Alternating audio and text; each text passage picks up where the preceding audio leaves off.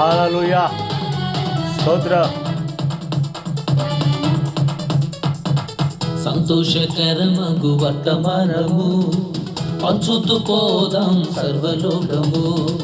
సంతోషకరమగు వర్తమానము పంచుతూ పోదాం సర్వలోకము.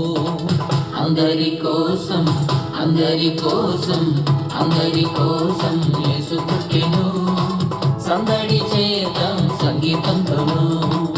అందరి కోసం యేసు పుట్టెను.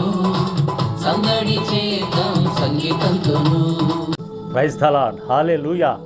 సంతోషకరమగు వర్తమానం పంచుతూ పోదాం సర్వలోకానికి. దేవుని బిడ్డలారా, మీ పరిసర ప్రాంతాల్లో వాళ్ళకి సువార్త చెప్పండి.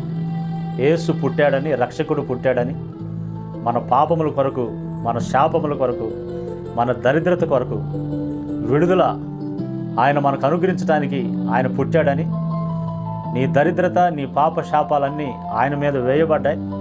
కాబట్టి ప్రభు నీకు శాంతినిస్తాడు, సమాధానం ఇస్తాడు. కాబట్టి ప్రభు దగ్గరికి రండని కృంగిపోతూ, నలిగిపోతూ, నిరాశ నిస్పృహల మధ్య ఉన్నటువంటి ప్రజలకు చెప్పండి. సంతోషకరమైన ఈ వర్తమానాన్ని చెప్పండి. దేవుని బిడ్డలారా, యెషయా గ్రంథం 26వ అధ్యాయం 3వ వచనంలో, ఎవని మనసు నీ మీద ఆనుకొనునో వానిని నీవు పూర్ణ శాంతి గలవానిగా కాపాడుదు, ఏలయనగా అతడు నీ యందు విశ్వాసం ఉంచి ఉన్నాడు. హల్లెలూయా. దేవుని మీద ఆనుకొని విశ్వాసం ఉంచిన వాడికి పూర్ణ శాంతి కలుగుతుంది. ప్రపంచానికి శాంతి లేదు ఈరోజు. ఎవరు ఎప్పుడు ఏ విధంగా ఉగ్రవాదులు వచ్చి దాడి చేస్తారో, ఏమండి, అధికారుల్లో, రాజకీయ నాయకుల్లో ఎవరు ఇంటిని కొట్టేస్తారో, బయటికి వెళితే ఎవరు దాడి చేస్తారో, దేశంలో శాంతి లేదు. ఏమండి, పరిపాలనలో శాంతి లేదు. దేవుని బిడ్డలారా, వ్యక్తిగత విషయాల్లో, కుటుంబాల్లో శాంతి లేదు. దేవుని బిడ్డలారా, మనుషులు శాంతిని లేక రకరకాలుగా బాధను, కలవరాన్ని, వేదనను అనుభవిస్తూ ఉన్నారు. అందుకే ఈ సంతోషకరమగు వర్తమానం లోకమంతా చాటి చెప్పాలి. ఎందుకంటే యేసు ప్రభు వారు చెప్పారు, నా శాంతినే మీకు అనుగ్రహించుచున్నాను. ఆయన శాంతినిచ్చే దేవుడు, సమాధానం ఇచ్చే దేవుడు. శాంతి అంటే అంతరంగంలో నెమ్మది కలగటం, అంతరంగంలో సమాధానం కలగటం. దేవుని బిడ్డలారా, ఈరోజు ఆలోచన చేయండి. ఎవని మనసు నీ మీద ఆనుకుంటుందో, దేవుని మీద మనసు ఆనుకొని ఆయన యందు విశ్వాసం ఉంచితే పూర్ణ శాంతినిచ్చేటటువంటి దేవుడు. మీ ఇంటి పక్కల, చుట్టుపక్కల ప్రాంతాల్లో చాలామంది కలవరాలతో, భయముతో, ఆందోళనతో, దిగులుతో, నిరాశతో, నిస్పృహలతో, నెమ్మది సమాధానం లేక శాంతికి దూరమై అశాంతితో ఉండే ప్రజలు ఉన్నారు. చెప్పండి, యేసయ్య నీకు శాంతినిస్తాడని చెప్పండి. ప్రభు నీకు శాంతినిస్తాడు. మా గుండెల్లో ఉన్న క్రిస్మస్ ఆనందం, ఆ శాంతి మీకు కూడా కావాలంటే యేసు ప్రభు దగ్గరికి రండి. చెప్పండి, ఒక సాక్ష్యం చెప్పండి. అమెరికా నుంచి ఒక సహోదరుడు ఒక ఊరికి ప్రయాణమై వెళ్ళాలి. ఆ ఊరికి ప్రయాణమై వెళ్ళటానికి తాను సిద్ధపడతా ఉన్న క్రమంలో కారు టైర్కి పంచర్ అయి ఉందంట. కారు టైర్కి పంచర్ అయి ఉంటే తాను 90 కిలోమీటర్ల దూరం వెళ్ళాల్సి ఉంది. తాను వెళ్ళటానికి మరి ఈ టైర్ పంచర్ వేసుకోవడానికి చాలా తక్కువ సమయం ఉంది. అది రాత్రి, తెల్లారి ఉదయం లెగవాలి, జర్నీ చేయాలి, అనుకున్న సమయానికి అక్కడికి చేరాలి.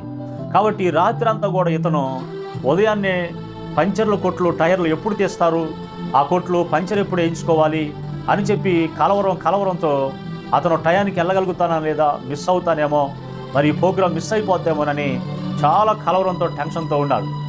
ఆ ఇంట్లో అలారం గంటకు మోగుతూ ఉంటే ఇతని గుండెల్లో గంటకు అలారం మోగినప్పుడల్లా కలవరం మొదలవుతూ ఉంది.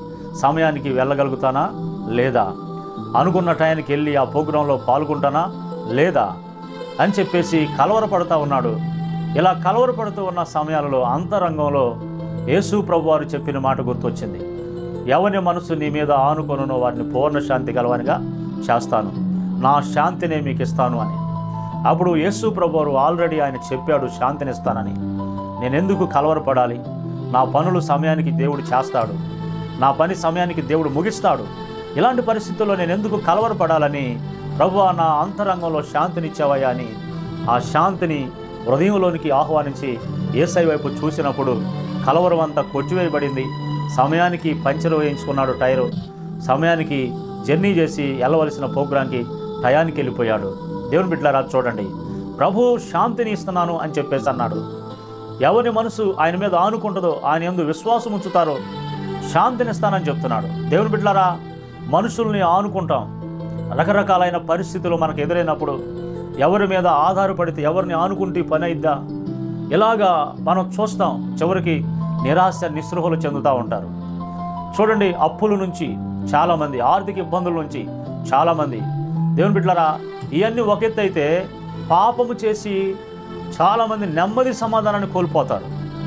పాపానికి విరుగుడు, పాపానికి విముక్తి, పాపం చేసిన దాన్ని బట్టి మనిషి దొరుకుతానేమో, ఏమైద్దో ఏందని అశాంతి అసమాధానాలతో బ్రతుకుతున్న వ్యక్తికి యేసు ప్రభునందు విశ్వాసం ఉంచి ఏమండి దేవుని దగ్గరకు వచ్చినట్లయితే నీకు శాంతినిచ్చే దేవుడు.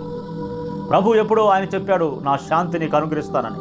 విశ్వాసం ఉంచి ఆయన మీద ఆధారపడి, ప్రభు నాకు శాంతినివ్వయని నువ్వు ప్రభు వైపు చూడగలిగితే ఈ ఉదయమే దేవుడిచ్చే శాంతిని గుండెల్లో నింపబడును గాక, నీ హృదయంలో అది అనుభవించుదు గాక.